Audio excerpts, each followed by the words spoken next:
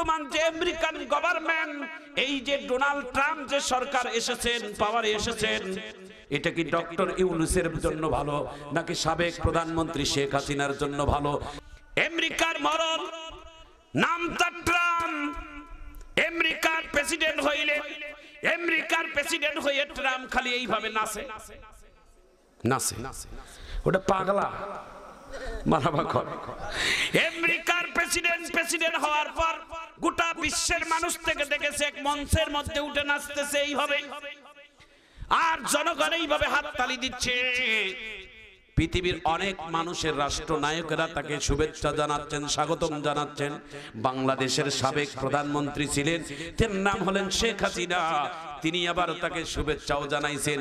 বাংলাদেশের অনেক মানুষ বলতেছেন উনি তো এই দেশের প্রেসিডেন্টও না এবং দেশের মাটি তো নাই, তিনি কিভাবে তাকে শুভেচ্ছা আর স্বাগতম জানাইলো?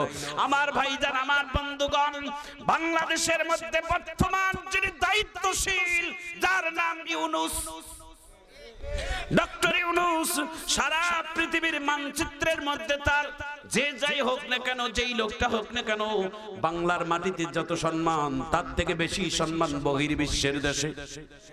ডক্টর ইউনূস যার নাম পৃথিবীর জমিনে এত মানচিত্রের মধ্যে এই লোকটার সুপরিচিত, তিনি গ্রামীণ ব্যাংক নামে প্রতিষ্ঠিত করার কারণে নোবেল বিজয়ীতে তিনি শান্তিতে পুরস্কার পেয়ে গোটা বাংলার মাটিকে উজ্জ্বল করেছেন। কথা বলেন ঠিক না? আমার ভাইজান, আমার বন্ধুগণ, বড় বড় বিশেষজ্ঞরা বলতেছেন বর্তমান যে ইউরোপের বর্তমান যে আমেরিকান গভর্নমেন্ট, এই যে ডোনাল্ড ট্রাম্প যে সরকার এসেছেন, পাওয়ারে এসেছেন, এটা কি ডক্টর ইউনূসের জন্য ভালো নাকি সাবেক প্রধানমন্ত্রী শেখ হাসিনার জন্য ভালো? কার ভালো হয় হোক, এটা আমাদের বড় বিষয় নয়। আমাদের আসল ভালো কথা হচ্ছে যারা ন্যায়ের কাজ করবে তাদের পক্ষে আমরা বাংলার জনগণ থাকবো। একটু জোরে বলুন ঠিক না? যারা অন্যায় করবে অন্যায়ের পক্ষে আমরা থাকবো না, অন্যায়ের বিপক্ষে আমরা লড়বই। অন্যায়ের বিপক্ষে লড়তে গিয়ে যদি মরণ হয়, হাসি মুখে মরণ মেনে নেব, তবুও আমরা অন্যায় কাজকে কোনোদিন মাথার মধ্যে মেনে নেব না। যারা যারা একমত সবাই হাত তুলে একটু আল্লাহু আকবার বলে দেখান।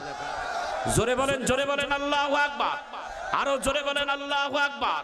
আমার ভাইজান, আমার বন্ধুগণ, দিলের কান লাগাইয়া শোনেন, এরে মুসলমান ভাইয়ারা, আমার বন্ধুরা, আবার অর্ধ পৃথিবীর খলিফা, নাম তার খাত্তাবের ছেলে উমর রাদিয়াল্লাহু তাআলা রাষ্ট্র পরিচালনা করেছেন। রাষ্ট্র পরিচালনা করে এত বড় একজন সফল রাষ্ট্রনায়ক, এত বড় একজন রাষ্ট্রপতি, যার হাতে অর্ধ পৃথিবীর খলিফা, ঈদের রাত, চাঁদ রাত, হযরত উমরের একমাত্র কলিজার টুকরো সন্তান, নাম তার আব্দুল্লাহ। আব্দুল্লাহ ডাক দিয়ে মায়ের কাছে আবদার করে, উমরের স্ত্রীর কাছে আবদার করে, মা, আমার বাবা হচ্ছেন অর্ধ পৃথিবীর রাষ্ট্রনায়ক। হ্যাঁ, এই চাঁদের রাত্রে, ঈদের রাত্রে আমার সকল বন্ধু বান্ধবেরা নতুন কাপড় পরবে, আর আমি অর্ধ পৃথিবীর প্রেসিডেন্ট হওয়ার পর নিজের সন্তান যদি নতুন কাপড় না পাই কেমন দেখা যায়? একটু আব্বুকে বলেন আমি আব্দুল্লাহর জন্য যেন একটা নতুন কাপড় আমাকে কিনে দেয়। কত বড় ইসলামের আইন দেখেন। হযরতে উমর রাদিয়াল্লাহু তাআলা যখন গভীর রজনীতে বাড়িতে আসলেন রাষ্ট্রের দায়িত্ব পালন করার পর, ঘরের বিবি, উমরের বিবি ডাক দিয়ে বলে, স্বামী আমার, রাগের মাথায় যে কি বলেন আমি জানি না, তবে আপনার আদরের ছেলে আব্দুল্লাহ আপনাকে বলতে বলছে। বলে কি? বলে তার একটা নতুন কাপড়ের বড় আবদার, একটা নতুন কাপড় ঈদের জন্য উপহার দেওয়া যায় কিনা। হযরত উমর রাদিয়াল্লাহু তাআলা এইভাবে চোখের পানি মুছি পরের দিন সকালবেলা বাইতুল ফান্ডের যিনি দায়িত্বশীল ছিলেন, নাম তার আসলাম, এবং বাইতুল ফান্ডের আসলামকে ডাক দিয়ে বলে, এ বাইতুল ফান্ডের আসলাম, তুমি আমার জন্য 1 মাসের বেতন ব্যবস্থা করে দাও। 1 মাসের বেতন দিলে আমি 1 মাসের বেতনের 15 দিন দায়িত্ব পালন করেছি, আর 15 দিন বাকি আছে। 1 মাসের আগাম বেতন দিলে আমার সন্তানের জন্য একটা নতুন কাপড় উপহার দিতে পারবো। হযরতে উমর রাদিয়াল্লাহু তাআলা আনহু যখন 1 মাসের বেতন চাইলেন, আমার ভাইজান, আমার বন্ধুগণ, উমরের দায়িত্বশীল আসলাম ডাক দিয়ে বলে, উমর, আপনি রাষ্ট্রনায়ক ঠিক আছে, আপনি যে 1 মাসের বেতন আমার কাছে চাইলেন, আপনি কাগজের মধ্যে লিখে দেন যে আপনি 1 মাস আগাম বাঁচবেন। আল্লাহু আকবার বলেন। এক মাস যদি বেঁচে থাকেন এটা যদি লিখিত দেন তাহলে আমি রাষ্ট্রীয় থেকে এক মাসের বেতন আপনাকে আগাম দেব। হযরত উমর চোখের পানি ছেড়ে দিয়ে কান্দে আর ডাক দিয়ে বলে আসলাম, এক মাস তো দূরের কথা, এক সেকেন্ডও বাঁচবো কিনা এটার গ্যারান্টি আমি উমরের নাই। উমরের রাষ্ট্রনায়কের সেই খাদেম ডাক দিয়ে বলে তাহলে আমারও বেতন দেওয়ার অধিকার আমারও নাই। আপনি যদি বাঁচতে না পারেন, এটার গ্যারান্টি না দিতে পারেন, আমি কিভাবে আপনার এক মাসের বেতন দেব? আমার ভাইজান, আমার বন্ধুগণ, হযরত উমর রাদিয়াল্লাহু তাআলা খালি হাতে আবার ঘরের মধ্যে আসলেন। এসে ডাক দিয়ে বলে, বাবা আব্দুল্লাহ, অদ্য পৃথিবীর খলিফা হওয়ার পর, অদ্য পৃথিবীর প্রেসিডেন্ট হওয়ার পর আমি তোমাকে ঈদের দিনে একটা নতুন কাপড় দেওয়ার আমার অধিকার নাই। আমি তোমাকে একটা নতুন কাপড় দিতে পারলাম না। আর এদেশের সাবেক প্রধানমন্ত্রী শেখ হাসিনা একটা কোন বক্তব্যই তিনি বলেছেন, আমার বাড়ির যিনি চাকর তিনি 400 কোটি টাকার মালিক। কথা কোন ঠিক কিনা? আমার ভাইজান, আমার বন্ধুগণ, আজকে দেশের বিভিন্ন ব্যাংকের মধ্যে দেখা যায় জনগণের টাকা রাখছি, সেখানে টাকা পাওয়া যায় না। টাকাগুলো রাতারাতি কোথায় চলে গেল? এই দেশটা খোলা হয়ে গেছে, এই দেশটা কেমন যেন ভুষ্প হয়ে গেছে। আসলে বাংলাদেশের মধ্যে মহব্বত বাংলার নেতাদের মধ্যে নাই। দেশ প্রেমিক যতক্ষণ পর্যন্ত হবে না, ততক্ষণ পর্যন্ত দেশ কোনোদিন উন্নতি হতে পারে না। কথা বলেন ঠিক কিনা? আল্লাহ এ দেশ যারা পরিচালনা করে তাদেরকে দেশের মহব্বত ভালোবাসা অন্তরে দিয়ে দেন। একটু জোরে কন আমি, আরো জোরে কন আমি। ভাইজান, আমার বন্ধুগণ, আমার হযরতে উমর রাদিয়াল্লাহু তাআলা আন অদ্য পৃথিবীর খলিফা হওয়ার পর নিজের সন্তানকে একটা কাপড় দেওয়ার মতো সামর্থ্য তার নাই। তাহলে বলেন হযরতে উমর রাদিয়াল্লাহু তাআলা আন কেমন রাষ্ট্রনায়ক আর কেমন বা বড় নেতা? এমন নেতা যদি বাংলার মাটিতেও আল্লাহ তাআলা আমাদেরকে দেয়, দেশে শান্তি আসবে না অশান্তি আসবে? জোরে জোরে বলুন আমিন, আরো জোরে বলেন আমিন। ভাইজান, আমার বন্ধুগণ, আমার দিলের কাল লাগায়া আর কয়েক মিনিট আমার সময় দেন। আমি আর কয়েক মিনিট আপনাদের সামনে একটা খেদমতে আলোচনা করেই আমার বিদায় আমি টানবো। আমিন আমিন।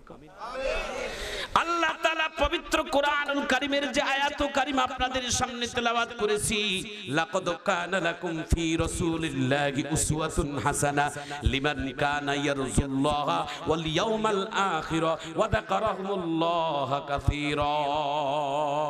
قال النبي صلى الله عليه وسلم من تواضع لله رفعه الله او كما قال عليه الصلاه والسلام।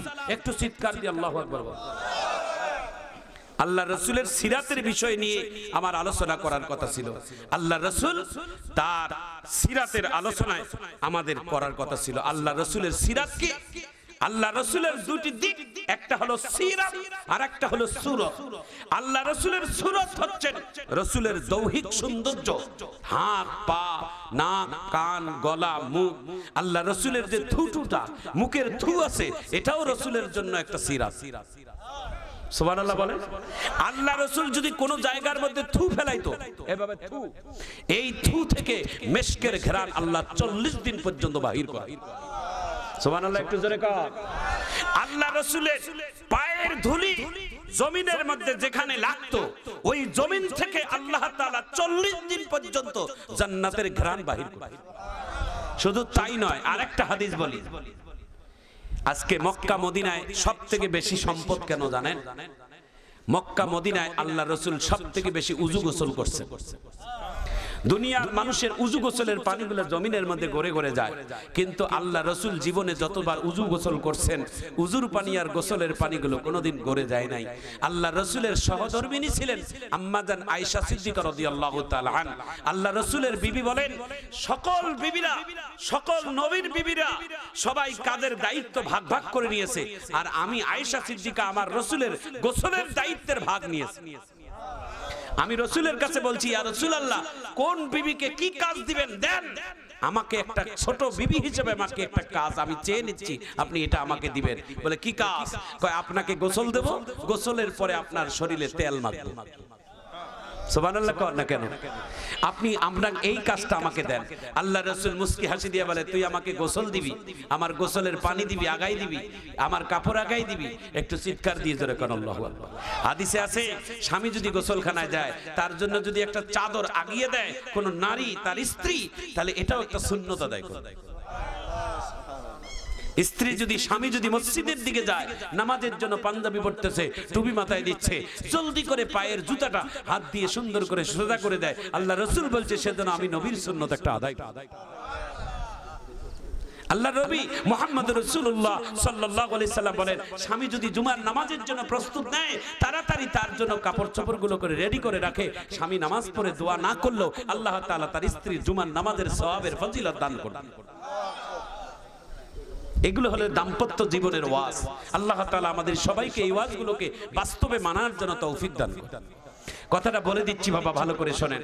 আল্লাহ রাসূল বলে আমি একদিন গোসল করতেছিলাম, গোসল, আর আয়েশা সিদ্দিকা রাদিয়াল্লাহু তাআলা আনহা আমাকে গোসলের পরে পিঠের মধ্যে সাবান দিয়ে ঘষে দিচ্ছিল। সুবহানাল্লাহ কর না কেন? এইভাবে ঘষে দিচ্ছিল। আল্লাহ রাসূল সাল্লাল্লাহু আলাইহি ওয়াসাল্লাম একটা তুলের মধ্যে বসে গোসল করছিলেন।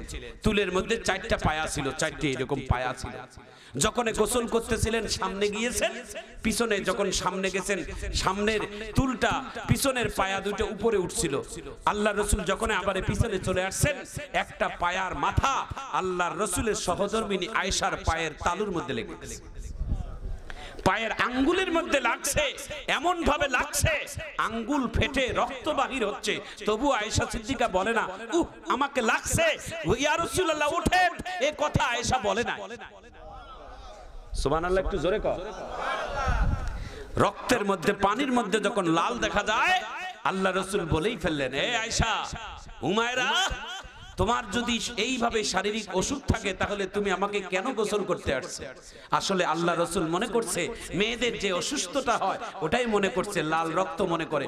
আম্মা জান আয়েশা সিদ্দিকা রাদিয়াল্লাহু তাআলা আনহা বলে না হুজুর না, আমার অমন রোগ এখন হয় নাই। বলে তাহলে রক্ত কেন দেখা যায়?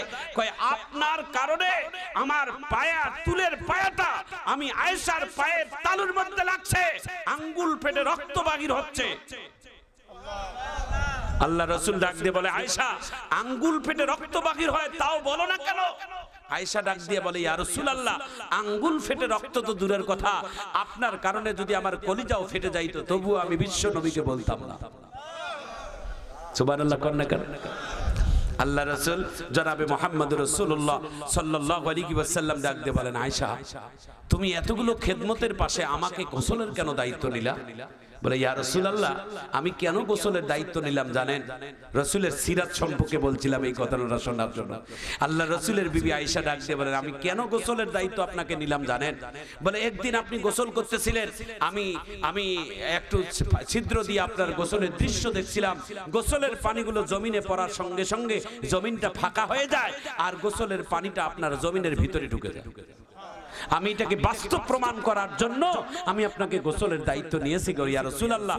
যতবার উযু গোসল করছেন উযু গোসলের পানিগুলো জমিনের মধ্যে তাড়াতাড়ি ঢুকে যায়, কিয়ামত পর্যন্ত আপনার উযু গোসলের পানি জমিনের মধ্যে যেখানে থাকবে ওখানে সোনা এবং তেলের খনি হিসেবে আল্লাহ বানিয়ে দেন। একটা ভালো ইতিহাস শোনেন, আজকে পৃথিবীর জমিনে যতগুলো স্বর্ণের আপনার খনি, তেলের খনি, যত জায়গায় খনি সম্পদ আল্লাহ রাখছে সমস্ত খনি সম্পদগুলো মুসলমানের ঘরে আল্লাহ রাখছে। সুবহানাল্লাহ। ইসরায়েলের ভিতরে একটা তেলের খনি আছে। তাহলে প্রশ্ন করতে পারেন হুজুর, তাহলে মুসলমান ইসরায়েল তো অমুসলিম, ইসরায়েলের ভিতরে তেলের খনি কেন? খোঁজ নিয়ে দেখবেন ইসরায়েলের ভিতরে বর্তমান যেটা তেলের খনি ওটা ইমাম বুখারী রাহমাতুল্লাহ আলাইহির বাসা। বদরের সৈনিকদেরকে নিয়ে আল্লাহ রাসূল যুদ্ধের ময়দানে যাচ্ছে। ওই যুদ্ধের ময়দানে যাইতে যাইতে কাফেররা একটা কূপের মধ্যে বিষ ঢেলে দিয়েছে। আল্লাহ রাসূল, কাফেররা জানে যে আল্লাহর নবী যত দূর থেকে মদিনার ভিতর থেকে আসতেছে এই কূপের পানি দেখলে তো সাহাবায়ে কেরামেরা সবাই পানি খাইতে চাইবে, আল্লাহ রাসূলের তৃষ্ণা লাগবে, পানি খাইতে চাইবে। এই জন্য কাফেররা ষড়যন্ত্র করে ওই কূপের পানির মধ্যে বিষ ঢেলে দিয়েছে। নাউজুবিল্লাহ। যখন বিষ ঢেলে দিয়েছে আল্লাহ রাসূলের সাহাবায়ে কেরাম এবং নবী ওই কূপের কাছাকাছি গেছেন। ওই কূপের নাম হচ্ছে বীরে শিফা। বীরে শিফা, ওই পানিটার নাম হচ্ছে শিফা। ওই পানিটা পান করলে মানুষের রোগ ব্যাধি আল্লাহ তাআলা দূর করে দেয়। সুবহানাল্লাহ, একটু জোরে বলবেন না? বীরে শিফা। ওই পানির কাছে যখন গেলেন সাহাবায়ে কেরাম আরজ করলেন, ইয়া রাসূলুল্লাহ, অনেক দূর থেকে হাঁটলাম, কলিজা ফেটে যাচ্ছে, কলিজা শুকিয়ে গেছে, একটু পানি খাওয়ার অনুমতি দেন। আল্লাহ রাসূল বলে, আমিও খাবো। সুবহানাল্লাহ, একটু জোরে বলবেন না? আল্লাহ রাসূল পানির মধ্যে, আর নবীর সাহাবায়ে কেরাম পানির মধ্যে বালতি নেমে দিলেন। আল্লাহ রাসূল বলছেন, এখান থেকে বদরের মাঠ কাছাকাছি, কাফেরেরা ষড়যন্ত্র করে এই পানির কূপে কোনো কিছু ঢালতেও পারে, এই জন্য আল্লাহ রাসূল পানিকে শুদ্ধ করবেন। নবীর সাহাবায়ে কেরাম বলেন, পানি শুদ্ধ করবেন কি দিয়ে? মেডিসিন তো নাই। আল্লাহ রাসূলের পবিত্র মুখের থুথু 3 বার ওই পানির মধ্যে ছিটিয়ে দিন। সুবহানাল্লাহ, এত আস্তে কোন যে? একটু জোরে বলতে পারেন না? ভালো করে শোনেন। আল্লাহ রাসূলের সূরত, আল্লাহ রাসূলের সিরত, আল্লাহ রাসূলের সূরত, আল্লাহ রাসূলের সিরাত। আল্লাহর নবীর মুখের পবিত্র মুখের থুয়ের একটু 3 বার সিটা ওই বীরে শিফা অর্থাৎ কূপের মধ্যে ফেলিয়ে দিলেন। আর নবী বললেন, এখন তোমরা পানি পান করো। কাফেরদের ষড়যন্ত্র করা বিষ ওই কূপের মধ্যে ফেলিয়ে দিয়েছে। আল্লাহর নবীর মুখের থুয়ের 3টা থুথুর কারণে গোটা বিষকে আল্লাহ তাআলা পানি বানিয়ে, এবং বিশ্ব নবীর মুখের থুয়ের কারণে কিয়ামত পর্যন্ত ওই পানিকে বীরে শিফার পানি আল্লাহ মিষ্টি পরিণত করে। আমি খাইছি ওই পানি, ওই কূপের পানি খাইছি, এবং বাংলার জমিনে নিয়েও আসি। আল্লাহ যেন সবাইকে আপনাদেরকে খাবার তৌফিক দান করে। একটু আমিন বলেন তো দেখি। যাবেন সবাই, আমি দোয়া করছি, একটু সবাই জোরে কোন আমিন। আমার ভাইজান, আমার বন্ধুগণ, বিশ্ব নবী রাহমাতুল লিল আলামিন নবী মুহাম্মদ রাসূলুল্লাহ সাল্লাল্লাহু আলাইহি সাল্লামের আরেকটা সিরাত আমি আপনাদের কাছে 2 মিনিটে বলি, তাহলে বলো বুঝবেন। আল্লাহ যেন কবুল করেন, আমিন বলেন। সময় আছে তো? আপনাদের সময় কুলাবে না? আর 20 মিনিট, 20 মিনিট সময় কুলাবে? কেউ চলে যাবেন না তো? এবার শেষ আলোচনাটা শুনে এক ফোঁটা চোখের পানি আপনার আসতে পারে। আল্লাহ রাসূলের সিরাত, লাকাদ কানা লাকুম ফি রাসূলিল্লাহি উসওয়াতুন হাসানা লিমান কানা ইয়ারজুল্লাহ ওয়াল ইয়াউমাল আখিরা ওয়া যাকারাহুমুল্লাহ কাসীরা। আল্লাহু আকবার বলে। আল্লাহর নবী নবী মুহাম্মদ রাসূলুল্লাহ সাল্লাল্লাহু আলাইহি ওয়াসাল্লামের নামের সাহাবী নাম হচ্ছেন হযরত আবু বকর। সারা জীবন আর উমর আর আবু বকরের যুদ্ধ, সম্পদ নিয়ে না, ক্ষমতা নিয়ে না, টাকা নিয়ে না, পাওয়ার নিয়ে না, আমলের প্রতিযোগিতার যুদ্ধ। কিসের প্রতিযোগিতা? আবু বকরও জান্নাতি সাহাবী, উমরও জান্নাতি সাহাবী। আবু বকরও রাষ্ট্রনায়ক, উমরও রাষ্ট্রনায়ক। আল্লাহর নবী 2 জন সাহাবী 2 পাশে থাকে সব সময়, একজন ডান দিকে একজন বাম দিকে, একজন ডান দিকে আবু বকর, বাম দিকে উমর। 2 জনে কিন্তু আমলের প্রতিযোগিতা করত।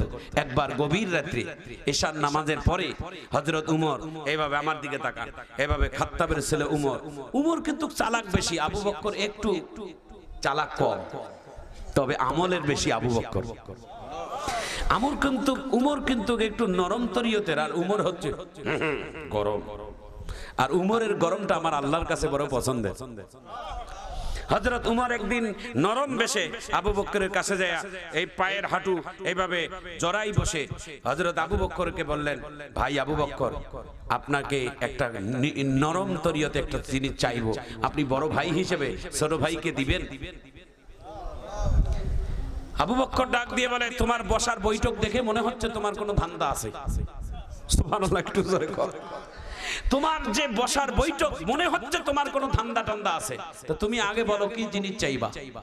হযরত উমর ডাক দিয়ে বলে, ভাই আমি যেই জিনিস চাইবো আপনি দিতে পারবেন। কি জিনিস? বলে, আপনার জীবনের একটা রাত্রের আমল আমি উমরকে দিবেন, তার বিনিময়ে আমি উমরের সারা জীবনের সওয়াব আপনাকে দেব। ওয়াজ মনে আপনাদেরকে আর দিয়ে হবে না। গাবি গেছেন নাকি? গাবি গেছেন? যদি গাবি না যান তাহলে একটু জোরে আল্লাহু আকবার করতে হয় নাই, আরো জোরে বলা লাগবে যে হয় নাই। আল্লাহু আকবার, নারায়ে তাকবীর। আচ্ছা আচ্ছা, থামেন থামেন, এইভাবে না, একটা প্রতিযোগিতা দেই তাহলে আরো বোঝা হবে। আমিন কর। এই যে বাঁশের এই ফ্ল্যাট একটা দল, বাঁশের এই ফ্ল্যাট একটা দল, মারাবা কর। এই ফ্ল্যাটের ভাইয়ের একটা তাকবীর দিবেন, এই ফ্ল্যাটের ভাইয়েরা পরে দিবেন। আমি এমনি এমনি তাকবীর দেওয়াবো না, একটা আয়াত বলবো আপনারা দিবেন, তারপরে আপনারা দিবেন। দেখি কোন দলের আওয়াজ বেশি। আপনারা আগে দিবেন না, গলাটা হেকারি দেন। আপনারা পরে দিয়েন, দেখি কোন দল পাস হয়। একটু মারহাবা কর। এ বাবা তালবিলিম বাবারা, এই 5টা মিনিটের জন্য বসো বাবা। তোমরা আমাদের জন্য বারাকা, তোমরা আমাদের এলাকার এই মাদ্রাসার মনে হয় আছে না?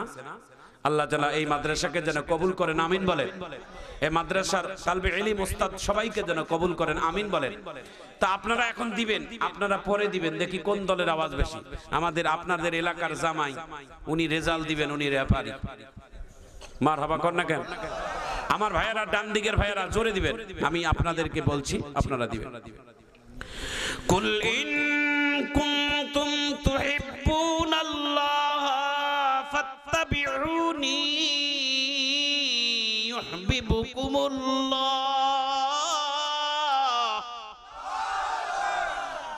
এটা কোন দল? ডান দিকে। আপনারা বলেন আস্তে করে, ইনশাআল্লাহ দিবেন কি ভাই? এত আস্তে বলেন কেন? দিবেন? তাহলে গলাটা ছাড়ি দেন। হ্যাঁ, এখন আপনারা দিবেন, দেখি কত জোরে আওয়াজ হয়। একটু দেখেন ওনাদের আওয়াজ কেমন। চাচা মনে মনে কয় আগে কেন জোরে দেয় নাই রে বা। ওয়ায়াগফির লাকুম যুনুবাকুম ওয়াল্লাহু গফুরুর রহিম।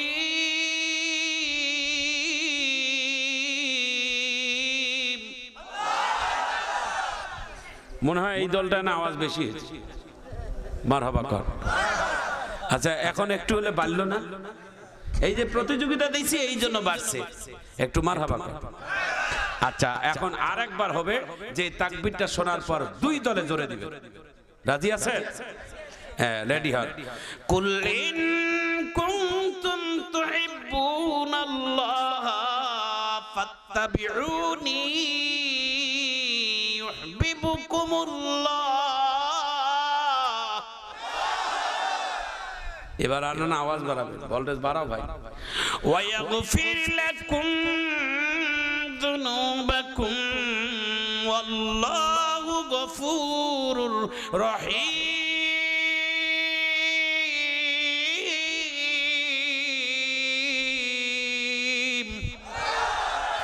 রাসূলের বিধান মানিবে যখন, আল্লাহ হবে তোমাদের আপন। এ জগতে সারো কি লৌহ কলম, সবে হবে তোমাদের আপন। দোয়া করতেছেন তো আমার জন্য? করতেছেন? আল্লাহ যেন সুস্থ রাখে, আমিন কর। হাতে গোনা আর 10 মিনিট সময় আমার দিকে তাকান। এখন কাঁদবেন, চোখের পানি ফেলবেন, একটু দিলটা নরম হয়ে যাবে, একটু চিৎকার দিয়ে মারহাবা। উমর সারা জীবনের দ্বন্দ্ব আবু বকরের সাথে, মারামারি কাটাকাটি না, আমলের দ্বন্দ্ব। সুবহানাল্লাহ। এলেমের দ্বন্দ্ব করবেন, এলেমের হিংসা করবেন, আমলের হিংসা করবেন, এটা জায়েজ আছে। ওই তাহাজ্জুদ পড়লে 2 রাকাত, মুই পড়িম 4 রাকাত, এইভাবে। এটার প্রতিযোগিতা কোনো গুনাহ নাই। আমল হযরতে আবু উমর ডাক দিয়ে বলে, ভাই উমর, আবু বকর, আপনার জীবনের একটা রাতের আমল আমাকে দিবেন, তার বিনিময়ে উমরের সারা জীবনের সওয়াব আপনাকে আমি দিয়ে দেব। এখন আবু বকর ডাক দিয়ে বলে, ভাই তোমার তো ধান্দাটা ভালো দেখি। কেন? আমার কোন রাত্রের সওয়াব আপনি নিবেন, আগে আমাকে রাতটা বলেন, উল্লেখ করেন কোন রাত্রের সওয়াব। এবার উমর আসল জায়গায় হাত দিছে, ডাক দিয়ে বলে, ভাই আপনার একটা রাত। কোন রাত? হিজরতের রাত। যেই দিন আপনি আমার নবীকে নিয়ে, আমার রাসূল আপনাকে নিয়ে মক্কার এতগুলো সাহাবায়ে কেরামকে রেখে আপনাকে পছন্দ করে নিয়ে চলে গেলেন, ওই দিন আপনি জাবালে সুর পাহাড়ে গিয়ে আপনি যখন আত্মগোপন করছিলেন আমার নবীকে নিয়ে, ওই গর্তের ভিতরে 13টা ছিদ্র ছিল, 12টা ছিদ্র আপনার পরনের কাপড় দিয়ে বন্ধ করছিলেন, একটা কাপড় বন্ধ করতে পারেননি। ওই গর্তটার আপনি শরীরের অংশ দিয়ে ঢেকে রাখছিলেন, আর ওই গর্ত দিয়ে যখন বিষধর সাপটা উঠতেছে আমার নবীকে সালাম দিতে চেয়েছিল, তখন আপনি আপনার কারণে উঠতে পারে নাই বলে আপনি মরে যাওয়ার উপক্রম হয়েছেন, সাবের সবলে মরে যাচ্ছেন, তারপর আল্লাহ রাসূলকে ডাকেননি। আপনার সেই দিনের প্রেমের খেলা, জীবন চলে যাচ্ছে, তবু আল্লাহ রাসূলকে, ঘুমন্ত নবীকে ডাকেননি। আল্লাহ রাসূলের আপনার অজান্তে এক ফোঁটা চোখের পানি আমার নবীর দেহের মধ্যে যখন পড়ছে, আল্লাহ রাসূল ঘুম থেকে উঠে দেখে আবু বকর কান্দে। আল্লাহ রাসূল জিজ্ঞাসা করছিলেন, ভাই আবু বকর কেন কান্দো, বাড়ির কথা খেয়াল পড়ছে? আল্লাহর নবীর সাহাবী বলে, না। স্ত্রীর কথা খেয়াল পড়ছে? কয় না। নিশ্চয় তোমার দুই মেয়ের কথা খেয়াল পড়ছে? কয় না। তাহলে কেন কান্দো? কয় হুজুর বিষধর সাপ আমাকে সবল মেরেছে, বিষের যন্ত্রণা সহ্য করতে না পেরে কান্দে। আল্লাহ রাসূল ডাক দিয়ে বলে, আবু বকর কেন এতক্ষণ আমারে বলো নাই? আমারে বললে তো তোমার এই এত কষ্ট করা লাগতো না। আল্লাহর নবীর সাহাবী আবু বকর ডাক দিয়ে বলে, সাধারণ একটা বিষাক্ত সাপ আমাকে কামড় দিয়েছে, আমি এটার জন্য বিশ্ব নবীর আরামের ঘুম ভাঙবো? আমার জীবনটা যদি চলে যেত তবুও আমি আপনারে ডাকতাম না। আল্লাহ রাসূল ডাক দিয়ে বলে, তোমার এই প্রেম আর ভালোবাসা আমার সাথে তোমাকে জান্নাতের বন্ধু আল্লাহ বানাই দিবে। কুল ইন কুনতুম তুহিব্বুনাল্লাহ ফাত্তাবিউনি ইউহিব্বুকুমুল্লাহ।